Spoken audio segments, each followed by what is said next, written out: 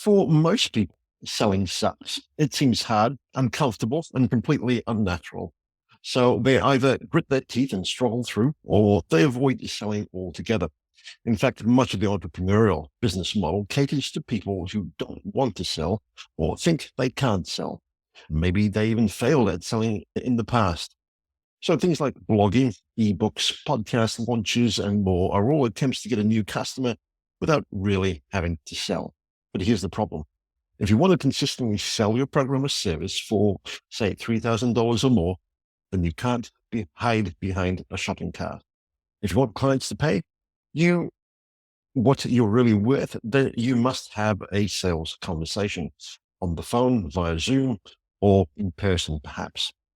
And if all you know is the old way of selling, then you'll be one of the 99% who fail online. Look, selling can be brutal, especially if you're using old, outdated strategies based on what barely worked in the 70s and 80s, much less today. In fact, a belief that sales are all about doing harder, making more calls, and being more dominant. The trouble is, the numbers prove that doesn't actually work, and it's simply the wrong way to treat another human being.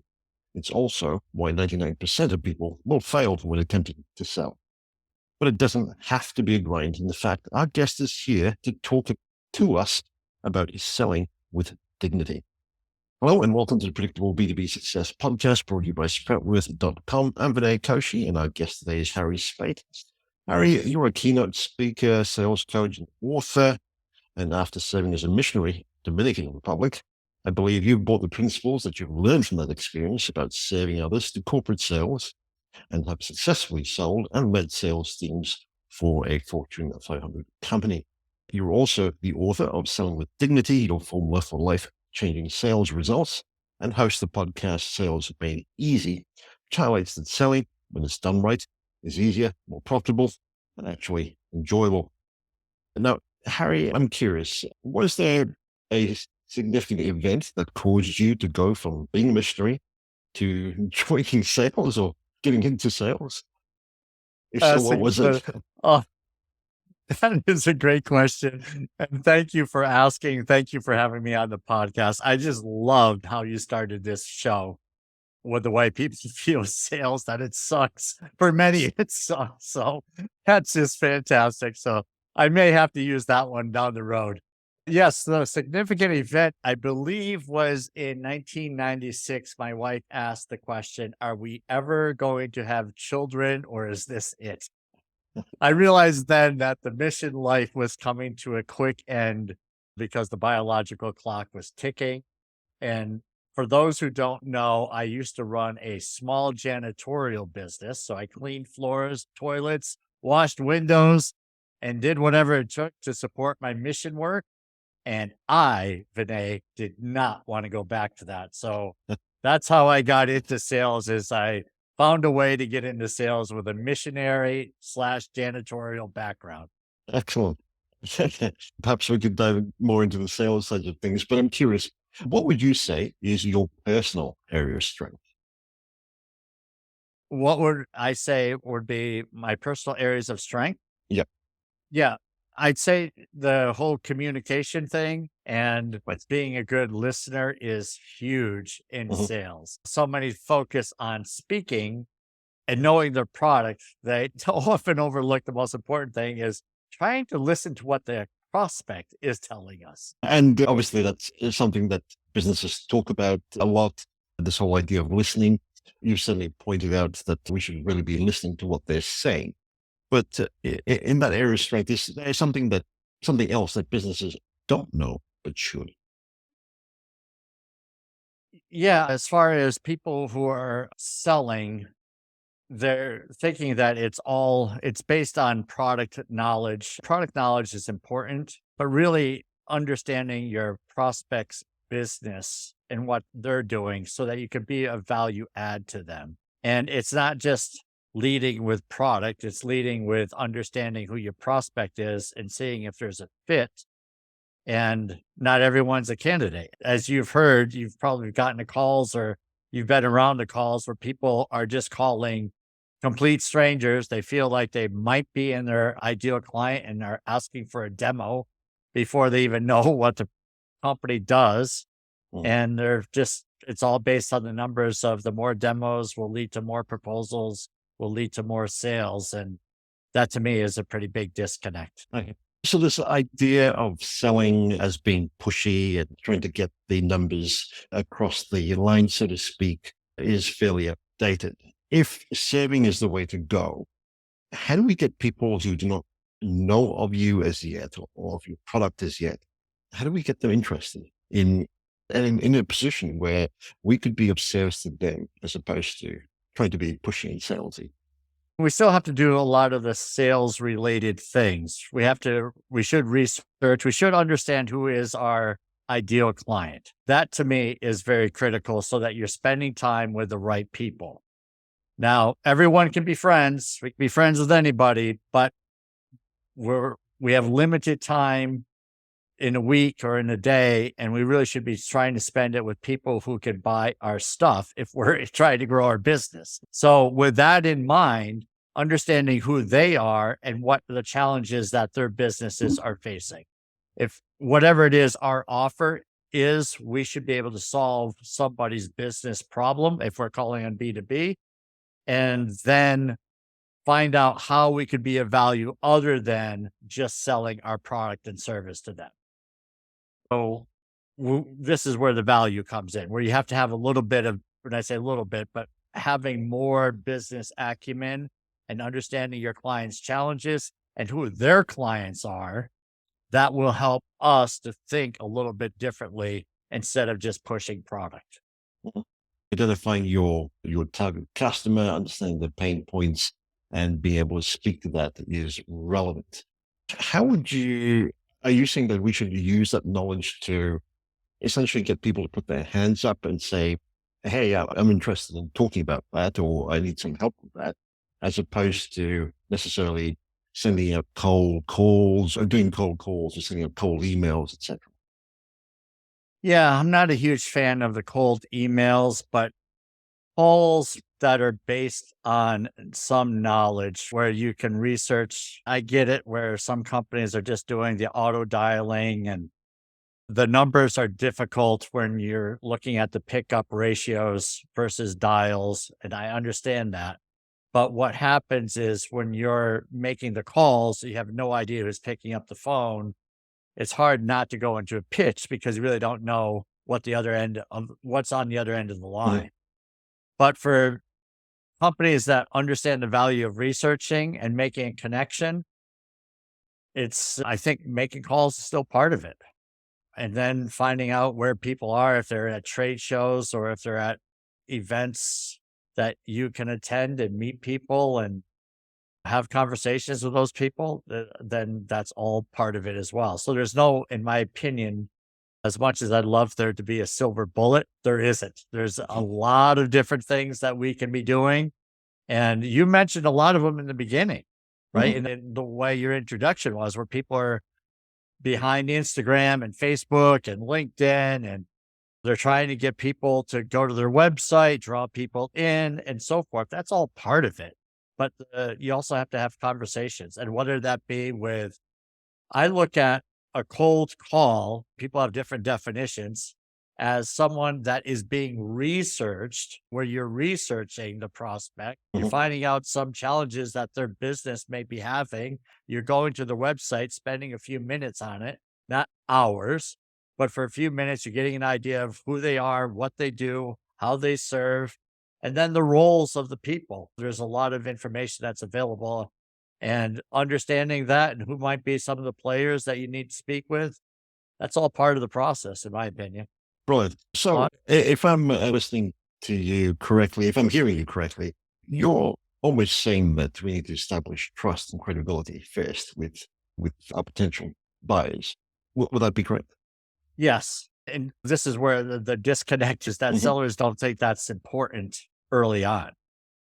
But if you show that you don't know anything about the company that you're calling on, then why would anyone want to take a call from you again? If you Yeah. haven't done 5 minutes of research, I know I would be frustrated. And you should be doing your job and you should know something about me before you call me. Mm. And then because we all get those calls and it's like, "Well, you have the wrong person.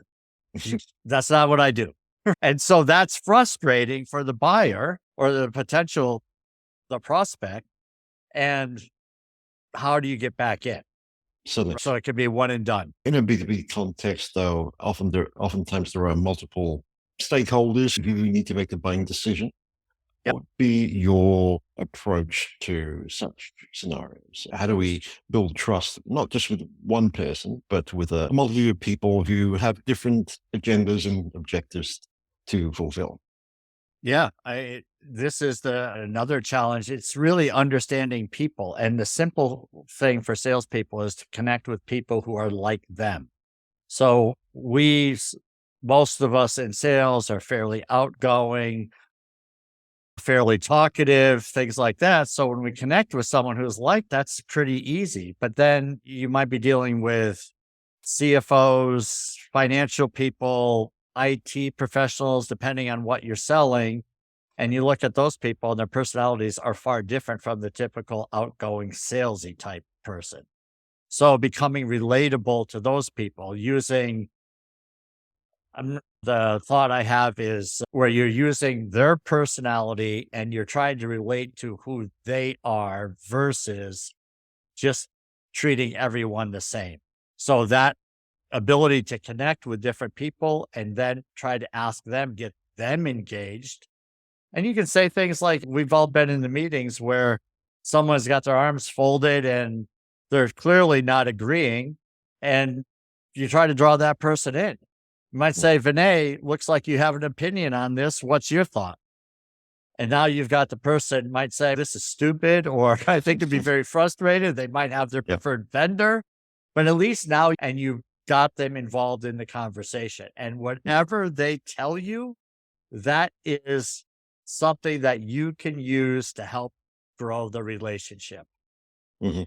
And then, So really, you're talking about engaging the prospect in the whole buying process in order to expand on what they think is needed, both for themselves in a particular role, as well as for the company as a whole, or their organization as a whole. Would that be correct? right. Yes. And you have to figure out too, is who are the players within the players? Yeah. So if you have the stakeholders, and let's just say there's half a dozen, 2 or 3 out of that 6 may be the ones who are really making the decision, and the others, you may not have meetings with them, but you really want to understand the room. You want to understand the people who are the stakeholders and see where you should spend your time. And if you ignore those people, that's not good. That's not going to help you. So it may be uncomfortable to engage them, but it's better to do that and get some of the information, some of the relationships, some of the trust going, and the others will see your efforts in that room as well. I'm not saying room, I'm saying whether that be a Zoom, whether it be in a meeting in a conference room, or you're reporting back to the main contact and say, look, I've reached out to these people, like you said, or I sent so and so a nice email. And they see the effort that you're making and they understand that you're trying to be a good resource of value to the prospect. And I think that's all helpful. In this day and age, just going back to this idea of building trust and credibility, obviously people look online to figure out who you are and what you've been doing. I take it that you're also saying that we should invest in building our own personal brands in order to shore up credibility and trust. Sales is not a simple job. It's a time consuming, mentally consuming, emotionally consuming job, so to speak. Given all that's happening and all the business that there is in such a team, how would you recommend we find the time to invest in building our personal brands? Such a great question. And when you think, still salespeople have not grasped hold of that, in my opinion. There's so many that are still leading with the company that they don't think they're the brand. But simply put, Jeff Bezos, who knows a thing or two about branding, says your brand is what people say about you when you're not in the room. That to me is like the most powerful thing. So when someone says, it's not me, it's my company, it's our service, it's whatever, it's what are they thinking about you? And what are you showing? So to answer your question, I don't think you have to become a brand expert, even though sometimes we may think we should be, but spending 15 to 30 minutes a day on a social media platform where your prospects hang out. And for anybody in business, that's LinkedIn. And if you're not supporting your prospects on LinkedIn with likes and reactions and comments on their posts or their company's posts, you're missing an opportunity. Mhm. You're saying that we don't necessarily have to come up with content, but should certainly be engaging with the content potential prospects and I guess key industry thought leaders, etc., put out there. That's definitely a place to start. Okay. Eventually, you want to get your content. The more that you're getting comfortable out there, you have to be engaged first. And then you're building your community, you're commenting. You should be see if you can have conversations with people offline. If someone likes one of your comments, reach out to that person and say, thanks for liking my comment. It could be that simple, but it's all part of that relationship. And I've heard salespeople say this over and over again. I've never sold anything on LinkedIn. It's okay, but that's where people are looking. And so they're putting out posts. You have an opportunity to show that you're a value add person by liking and engaging. And then what can you do for them as you grow and mature on social media? Can you start providing content that will, maybe it's an article, for instance, that will bring value to your client or your prospect, and you're summarizing a couple of bullet points out of that article so that they don't necessarily need to read the whole thing, but they're seeing, wow, this Harry Spaight guy just put out an article on something that is beneficial to my company. And he told me a couple of quick things in it. So if Mm. there's more interest, I'll read it. If not, I know at least Harry was out there providing some value for me. And the more I see Harry providing value, the more I'm apt to take a call from him or have a conversation with him. Mm. Brilliant. Harry, with this idea of building your personal brand, it certainly is important. Would you also say that as an organization, we should invest in building the brand behind it, or the brand of the organization, and therefore encourage and invest in our employees in order to not just build their own personal brands, but also to speak to the overall human aspect of the brand of the organization as well? This goes to understanding the why of the business. So the founders should have a why that the staff employees are listening to, and they're aligning themselves with the why, right? What is the purpose of the organization? So yes, they should be able to speak freely about that. And so when someone asks, why do you work where you work ultimately? So especially in sales, because there's so much turnover in sales. You can look at someone's resume or you can look on them on LinkedIn and they're changing every year. It's like there's no credibility, nothing's established. So when they show up at your place and they're saying, we're going to offer this product that's got a 6-month implementation, and I'm looking on your LinkedIn and I've seen you've had 3 jobs in the last 3 years, I'm going to be very apprehensive about working with you, especially if you're the go-to person. So all of that is tied in and showing a little bit of longevity from where you are. And I know it's difficult today with all the job hopping, but still connecting your why with the company is all part of what some buyers are looking for. And maybe you don't have it, but maybe one of your competitors does. Who are they more likely to go with? That would be my question. You want as many quivers and as many arrows in the quiver. I think I said that right. Yes. I'm thinking pulling the arrows out, not pulling quivers, right? You want as many arrows as possible, or as many boxes checked that people are not looking at you as a weakness and everything is connected, right? Purpose of the company, how they're serving humanity, maybe what they're doing for charities, what you like, why you're there. And now you're giving assurance to your prospects that you're going to make an investment in me our company, our service, our tech, whatever it is, and we're all going to be here for you. Mhm. That's the way I think buyers are looking at things today. Certainly. So would it also then make sense to invest in case studies? Now, I'm not necessarily referring to those traditional PDFs or things that you see on a website necessarily, but certainly being aware of the impact your service or product has had on customers and be able to speak of that to that. Yeah, it's a good question. And you want to make it easy for your salespeople to sell. You want them to have the tools so that nothing's missing. And I know this isn't easy. You have to figure out where you're putting your resources. Along with that, though, are there things that can be done fairly economically to give your salespeople the tools that they need? Because people are going to ask, who else Mhm. have you worked with? And in sales, you could be saying all day long that we're number one, we're the best, we're the latest and greatest, this is the hottest new thing. It coming from a salesperson's mouth means squadoodle. That's a Mhm. very important English American word. Just realized, but that means nothing for people. It's really coming from someone else, a customer's mouth, where the impact is going to be. So spending a few dollars, doing a case study, or a few of them will get some value. And then they're evergreen within reason, right? For the Mhm. next few years, those things can be very valuable. I'm sure there's listeners who are going, this sounds great, Harry, but I'm not the sales director of the company. I am a salesperson. Maybe I'm a BDO or an SDR, but I'm tasked with hitting numbers.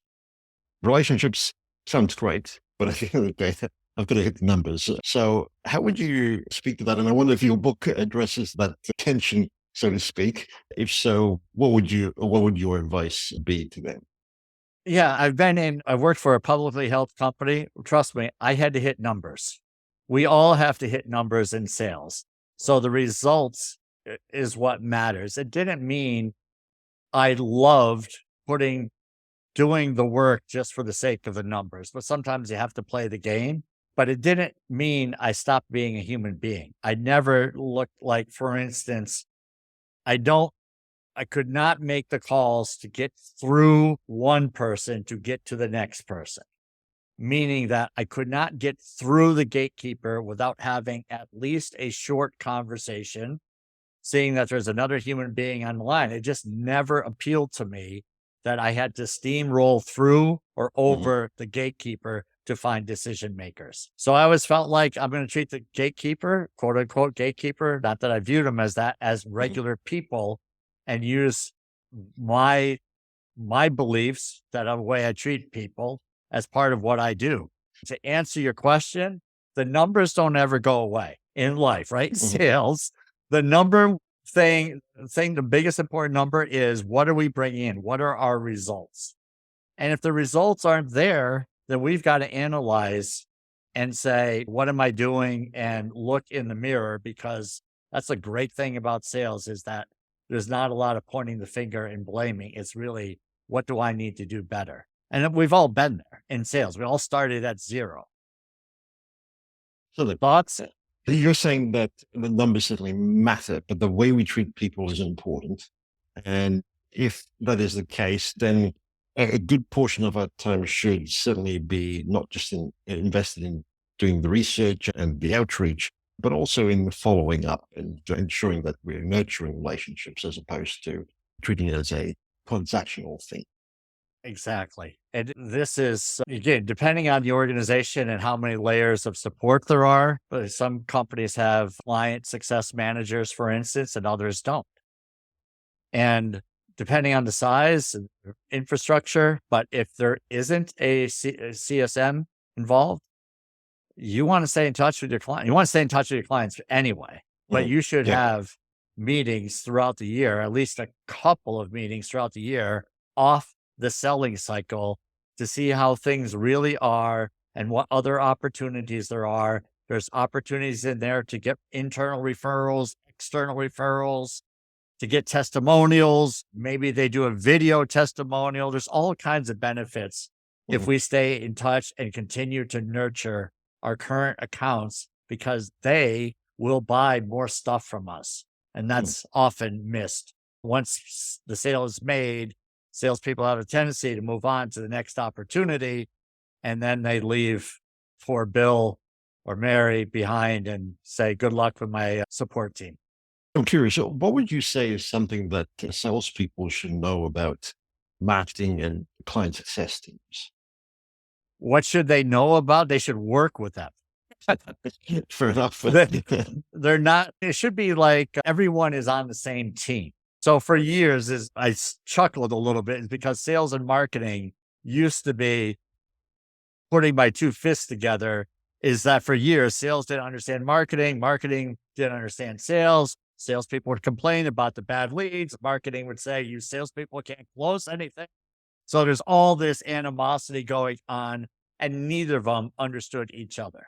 So Jim Irving, who is an author out of Ireland, says it's real simple. When it's one to many, that's marketing. When it's one to one, that's sales. Mhm. And if you think about the value of marketing and how they're speaking to many, you want to help them with the challenges that you're seeing and what clients or prospects are saying. So marketing can be more direct with their messaging versus them trying to guess what because your feet on the street can be a real value to them. And then when you're working with them, trust me, they will be looking at you as a value added member of the team. And that could work in your favor for a number of ways. Brilliant. Your book, you're suggesting that we sell with dignity. Is it also a call to empathy or Yeah. increasing our empathetic potential? Yes, exactly. I love the empathy word because it came from being years in the mission field. You had to show empathy. You had to understand where people were before you could even try to help them. Mhm. And when you bring that into sales, so selling with dignity doesn't mean that sales, other people, it isn't dignified. I just feel that for people who are not the stereotypical salesperson out there wasn't really someone who had, not enough voices for people like us, where you don't need to be number one. You don't need to drive the Porsche. You don't need to wear the Rolex. You're just a regular good person that likes people, wants to serve people, make a good living, and have a nice career. Sales can be for you, even though you may never be the number one person on the sales team, doesn't mean you're not a huge value to the company. And there are times when I was number one, there are times I was number 6. I didn't worry about those numbers. I liked it when I was number one, but I didn't cry when I wasn't. And some people, that's their whole thing. They have to be number one. Others are not like that. And that there's an opportunity in sales for those people who work hard, do the right thing, want to build a nice career, understands human relationships, and are loyal. Those are not bad traits. And you can have an organization that's got several of those people and do very well with them. And how would you recommend we increase our empathetic potential? Yeah. So it's emotional intelligence, and you shouldn't just feel like you are who you are. And salespeople sometimes will say things like that. Well, that's just the way I am. Okay. Take a breath and just ask yourself, is that the best you can be? Is that really the best? Are you the best husband, the best wife, the best parent? And I'm never good, and I'm never not good enough, but I'm never the best. I'm always working at it. And there's a lot of people that are continuing to work on these things. And there are others that will say things like, yeah, I don't like to read, or I don't listen to podcasts. I'm just not into that. And yeah, educational videos on YouTube. Nah, I'd rather watch TikTok and be entertained. Take a few minutes and invest in yourself, and you will be better. Your family will appreciate it more. Your relationships will be better. Your clients will like you. Even to this day, I've been married for 30 something years. My wife periodically will say, "Who are you?" Because I am continuing to grow on my emotional intelligence. I don't have it down, but I continue to read. I continue to look at videos on YouTube of how this is done. I continue to listen to podcasts, and it's always about getting better, and that makes your whole life better. So if you want to improve on empathy, just work on yourself a little bit. There's plenty of books out there. There's all kinds of there's Audible, listen to podcasts, look up emotional intelligence on a podcast channel, like on Apple Podcasts, and you'll get plenty of opportunities, and something may start a spark with you. Just listening to what you're saying, I get the point that you're trying to make with emotional intelligence, but would I be wrong if I were to say there is an element of curiosity that needs to be nurtured within all of us in terms of trying to expand our horizons and understand other viewpoints in order to increase our empathetic potential? Oh, absolutely. Yeah. Having curiosity is, you can ask someone a question and they give you an answer, and then you move on to the next question. Or you can hear the answer and then dig deeper and say something like, tell me more, or what's that like?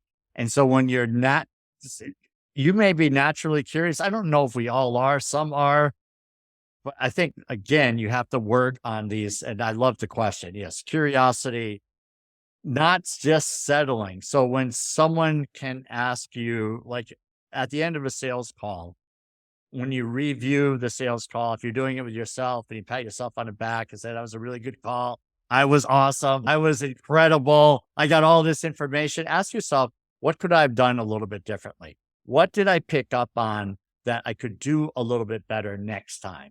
And praise yourself. You deserve it for doing the good, but along with that, see if you can just get a little bit better on the next call. So when someone says something similar, you can say, yeah, tell me what that's, or how do you feel about the way that's been working out? Or when you purchase something that didn't work, instead of saying, I understand this has happened to me before, and then you move on, dig a little bit deeper and say, what did you experience when you went through that? What was that like for you?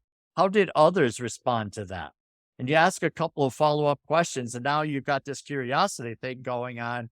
And then people are telling you what is really the story behind the story. And this, to me, is fun. It's all part of human psychology. And the benefit is not just with your client relationships, folks. This works in your personal life, so that when your wife or your husband, however the relationship is, says, my day is crappy, that's too bad. Okay. Show a little curiosity, ask a few questions, ask what made it so bad, what was the challenge, and then just dig deeper, practice, and then take that into the sales field. Well, thank you for that. And Harry, I'm also curious about perhaps aspects to this whole idea of selling with dignity that we haven't as yet explored. If so, what would they be? I think part of all of this, for people who are not the stereotypical salesperson, the person that kind of questions if they belong in sales, or the business owner who says, I'm not very good at sales. Think throughout your life the times you have sold. If you think about the times you convinced others about your beliefs, your goals, your desires, your preferences, we've been selling throughout our entire life since we came out of the womb. I'm not saying it was always done right. Sometimes we cried and whined. I'm not saying that's the way to do it, but can be very natural. It does not need to be ugly. It does not need something that we look down and we tell people I'm in sales, but you can be proud that you serve others and that you're doing a great service for humanity, and you're taking care of people, solving problems, making the world a little bit better, driving the economy and where you live. I love sales, but it's not everyone thinks of it that way. And I'm just encourage you to think of how much benefits the jobs that are created because you're selling stuff, or your company is growing, the money is putting back into the community. You should be proud of sales. It's not something that's ugly or slimy. It can be, but it doesn't need to be. My takeaway would be it's really not a job, it's an opportunity to build your skill sets so to speak, in and communication as well, in order to better connect with people. Put it simply. Exactly. Okay, Yes. I right. love the approach. Brilliant. I'm also curious in your business today, is there a tool that you think of as critical or a go-to other than email, of course? If so, what would it be? I think that the tool is LinkedIn, honestly. Right.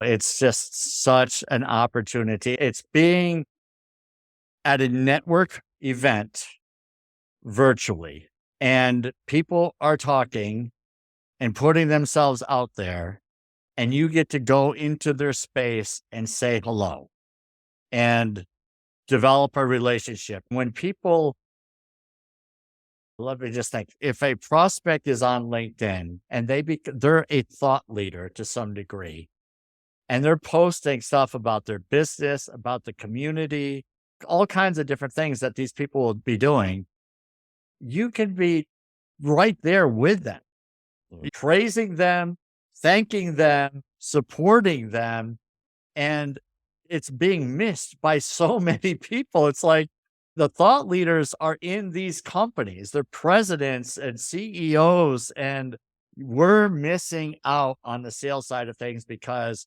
we are too busy. But Mm. we'd rather be shuffling paperwork, right? Or for looking at the phone, waiting for an email message to go off or the phone to ring. Spend a little time, get comfortable on LinkedIn and develop potential relationships that are there, I think is a hugely missed opportunity. I love that because there's a lot of conversation or comments being made about the following that is the audience that you have, the likes and etc. of your posts. And your approach is forget that, if I'm hearing you correctly, or at least don't put as much stock into it, but invest in the one-to-one relationships Exactly. and Yeah. comments. Yeah. There's a person I know in South Florida that has probably 30,000 followers. I talk to salespeople in South Florida. It's like, how many people are following this guy?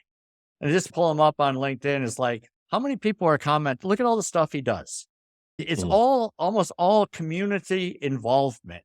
mm, And so when you're seeing what that person's doing, why not? And you live in that area, why not go to an event to mhm. say, I'm really impressed on all the stuff that you're doing. I just wanted to shake your hand and thank you for setting the bar for us here in South Florida or wherever you are. That is going to go miles in developing that relationship and possibly conversations and future business, knowing people like that and having conversations with them. So eventually you see this person who's got a massive following, you praise the person and they shout back and they say, thanks, Harry, or thanks, Vinay, for the support, right? And Mm. now you're getting called out in front of sometimes your competitors because they're looking at this and they're saying, ooh, how come that person's liking Harry and not me? Maybe Harry's doing something different. Yeah. Thoughts? I was just going to say, oh, I'll ask you really, given what you're saying, would it make sense, therefore, to really be purpose driven in your presence over time on a platform like LinkedIn and Yeah. really hone in on that in order to build your audience? And it would be a crucial part of the strategy. It's like networking. It is networking. If you're in a small business and you're working in a town or a small city, you want to be out involved in the community. Same is true on LinkedIn. Maybe Hmm. your community now can go internationally. And now you say, where are my buyers? Who are those people? Who are the ideal clients? You find those people, you find thought leaders that are in that space. You're now liking their stuff. You're commenting on it. Now you can start connecting with other people who are in the same industry or same space, so to speak. And you start having conversations with those people. The people that you started out with Mm. may not be the ones you end up doing business with, but that's okay. It's all interconnected. And like a great example that I could think of is you're following, pick a company, ABC company. The CEO is never on LinkedIn. Okay. He's on Mhm. LinkedIn, but he's never there. He never comments. Do you think he looks at the posts on the company periodically? Probably. I think he would. I think he does. So the marketing department's putting out the posts. The CEO may look at those. And which ones is he going to look at, or she? Which one are they going to look at? The ones that have no comments or the ones that get traction? Or if they start seeing a pattern, they say a couple of comments here, or maybe there's some more comments, they start looking, they start seeing your name. Now they look at your name and your name is attached to, I do this, or I provide blank for X. And then if it clicks on, or they click on it, they start seeing the company you work for. And then, oh, okay. So now you're doing advertising, which is worth tons of money, which is done for free on LinkedIn, all by saying, great work, appreciate what you're doing in the community, or whatever. A couple of sentences will get you noticed. And even though the CEO is not the person you're connected to, or the VP of finance, maybe they're not active, but they're periodically looking at their company's posts, and you can be showing up in their thread or on their posts with your comments or not. You can continue to go unnoticed, but I think that's a mistake. Thank you for that perspective. Would you recommend that we invest in one of the paid solutions that LinkedIn offers as opposed to just the free version?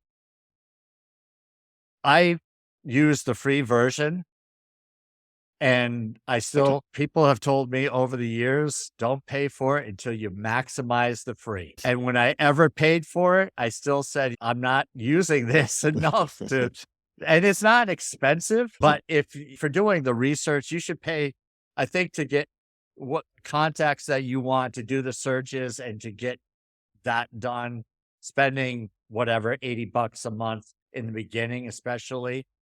But if you've got a sales team of 20 people and you're spending $1,600 or whatever that is, and 3 people are using it periodically, I would discourage that. I would say, who's going to use it? Show me something that's what you're doing in the free version. And the more you're using it, the more we'll talk about, I'm going to pay for it, because you can burn money a lot of different ways. And Terrific. Is there anything that I should have asked but haven't as yet around this idea of selling with dignity? What does selling with dignity mean? Oh, great question, Vinay. Should have asked me that. But really, it comes down to 3 things. Dignity for your prospects and clients, treating them as human beings, no matter where you are. CEO and the janitor, they all get treated as human beings. Dignity for the craft of selling, that you never reach nirvana. You continue to work at it, continue to improve, continue to get better with your relationships, which goes across all aspects of our life. And finally, dignity for yourself, that you're not going to compromise, that you're not going to be less than a great human being just to get the sale, because that's not selling with dignity. Doing the right thing, serving others, that's the way to go. So those are the big 3. How's that? I was going to ask you what would be a top takeaway, and I think you've just answered that already. So we'll skip over that. This has been brilliant, Harry. If listeners are curious and want to find out more or connect with you, where would you recommend they head to? I'm all over LinkedIn, but you can find me at sellingwithdignity.com as well. And that's real easy. Great. We'll include the links to that in the show notes. Harry, thank you so much for doing this. It's been brilliant. It's been a blast. Loved it.